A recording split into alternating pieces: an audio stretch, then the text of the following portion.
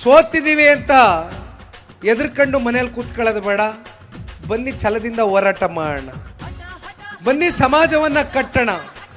ಕ್ರಾಂತಿಕರವಾದಂಥ ಬದಲಾವಣೆ ಮುಂದಿನ ದಿನಗಳಲ್ಲಿ ಆರ್ಥಿಕವಾಗಿ, ಸಾಮಾಜಿಕವಾಗಿ, ಶೈಕ್ಷಣಿಕವಾಗಿ ಹಿಂದುಳಿದಿರ್ತಕ್ಕಂಥ ಸಮುದಾಯದ ಪರವಾಗಿ ಧ್ವನಿಯಾಗಿ ಕೆಲಸ ಮಾಡ್ತಕ್ಕಂಥ ವಿಶ್ವಾಸ ನಮ್ಮ ನಿಮ್ಮಲ್ಲಿ ಇಟ್ಕೊಳ್ಬೇಕಾಗ್ತದೆ. ವಿಶೇಷವಾಗಿ ನನ್ನ ಯುವ ಸಮುದಾಯದ ಅಣ್ಣ ತಮ್ಮಂದಿರಿಗೆ ಹೇಳಲಿಕ್ಕೆ ಬಯಸ್ತೇನೆ, ರಾಜಕಾರಣ ಕೇವಲ ಅಧಿಕಾರದ ಆಪಾಪಿಗೋಸ್ಕರ ಮಾಡ್ತಕ್ಕಂಥದ್ದು ಬೇಡ.